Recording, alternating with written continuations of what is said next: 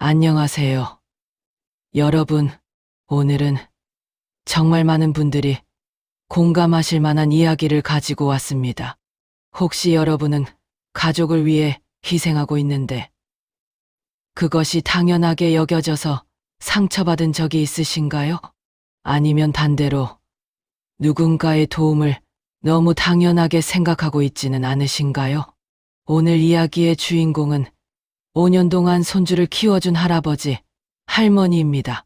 하지만 이분들이 받은 대우는 정말 충격적이었습니다. 그리고 이 노부부가 선택한 복수는 더욱 놀라웠죠. 지금부터 시작하겠습니다. 이야기는 한 평범한 가정에서 시작됩니다. 김 씨 부부에게는 5살 된 아들 하나가 있었습니다. 아내가 직장에 복귀하면서 이들 부부는 고민에 빠졌죠. 어린이집 비용은 만만치 않았고 무엇보다 아이가 아직 어려서 불안했습니다. 여보, 우리 어머님, 아버님께 부탁드려볼까? 그래도 괜찮을까? 너무 부담스러우시지 않을까? 며느리도 걱정이 앞섰지만 현실적으로 다른 선택지가 마땅치 않았습니다. 결국 아들과 며느리는 아이를 할아버지, 할머니가 있는 저희 집으로 보내게 되었지요. 1년 정도만 부탁하고 자리를 잡게 되면 다시 데리고 온다며 아이를 맡겼죠. 하지만 여러분도 짐작하시겠지만 1년은 2년이 되었고 2년은 결국 5년이 되어버렸습니다. 저의 하루는 새벽 5시 30분에 시작됩니다. 첫 번째로 하는 일은 손주가 좋아하는 미역국을 끓이는 것이었죠. 아이가 편식을 해서 저는 매일 다른 반찬을 만들어야 했습니다. 저는 잘하지도 못하는 인터넷을 검색해가며 아이가 좋아할 만한 요리법을 찾았습니다. 70세가 넘은 나이에 스마트폰으로 유튜브를 보며 요리를 배우는 모습은 정말 눈물겨웠죠. 아이가 어린이집에 가면 저는 빨래를 하고 집을 정리했습니다. 그리고 아이가 돌아올 시간에 맞춰 간식을 준비하고 같이 놀아주고 그랬지요. 할아버지 역시 마찬가지였습니다. 손주의 학용품비, 학원비, 병원비, 모든 것을 자신의 연금에서 댔습니다. 월 150만 원 정도의 연금 중에서 거의 절반을 손주를 위해 쓰셨죠. 아이가 아프기라도 하는 날이면 할머니는 밤새 잠을 못 이뤘습니다. 70이 넘은 저희가 밤 10시에 응급실로 아이를 데리고 가는 일도 여러 번 있었어요. 이런 생활이 5년 동안 계속되었습니다. 그 사이 아들과 며느리는 안정적인 직장 생활을 하며 경제적으로 여유로워졌습니다. 새 차도 샀고 더 넓은 아파트로 이사도 갔죠. 월에 한두 번 손주를 보러 오긴 했지만 대부분은 당일치기였습니다. 그래도 아들과 며느리가 걱정할까봐 힘들다는 소리 한 번 하지 않았습니다. 하지만 저희의 몸이 점점 힘들어지고 있었습니다. 전 무릎이 아프기 시작했고 할아버지는 허리 디스크가 와서 병원을 다녀야 했어요. 그럼에도 불구하고 저희는 손주를 위해서라면 무엇이든 참았습니다. 우리가 힘들어도 손주만 잘 자라면 돼. 이것이 저희들의 생각이었죠. 드디어 손주가 초등학교 입학을 하던 해, 아들과 며느리는 아이를 다시 데리고 가겠다고 했습니다. 손주 키워주시느라 고생이 많았다고 이제 손주를 다시 키우겠다면서 호련히 데리고 갔습니다. 아이가 떠난 후 집은 갑자기 조용해졌습니다. 저는 매일 하던 일들이 없어지자 허전함을 느꼈어요. 새벽에 일어나서 미역국을 끓이려다가 아이가 없다는 걸 깨닫고 주저앉기도 했죠. 할아버지 역시 마찬가지였습니다. 손주와 함께 보던 만화, 영화 시간이 되면 괜히 TV를 켜고 혼자 보곤 했어요. 그런데 더 큰 문제가 있었습니다. 5년 동안의 양육비, 교육비, 의료비, 손주 뒷바라지를 하고 보니 저희들의 노후 자금이 상당히 줄어든 상태였죠. 할아버지는 용기를 내서 아들에게 전화를 걸었습니다. 아들아, 시간 있을 때 한번 내려와라. 할 말이 있다면서 말이죠. 일주일 후 아들과 며느리가 내려왔습니다.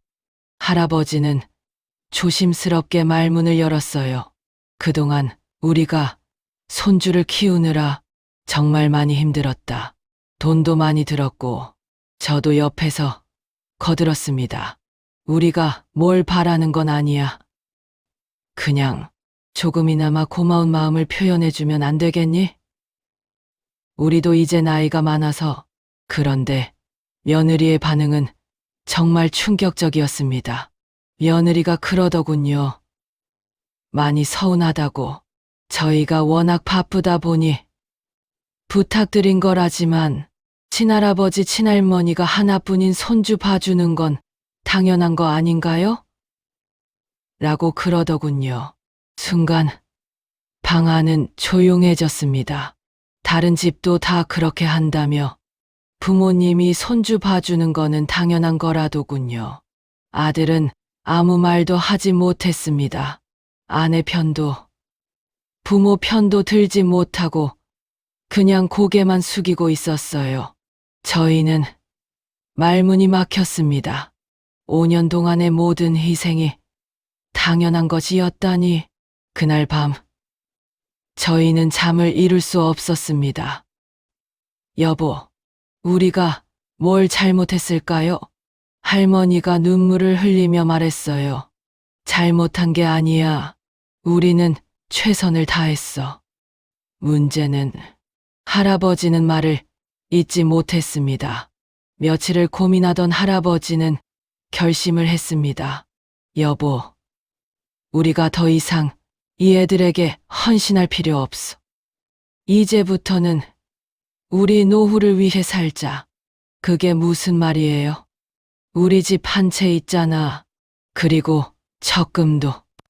원래는 다 아들한테 물려주려고 했는데 이제 생각이 바뀌었어.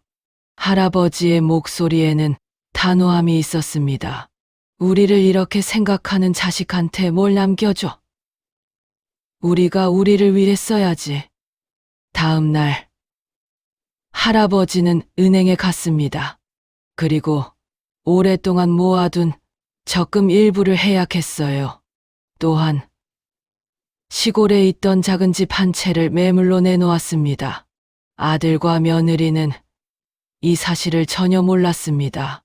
당연히 그 재산이 자신들 몫이라고 생각하고 있었거든요.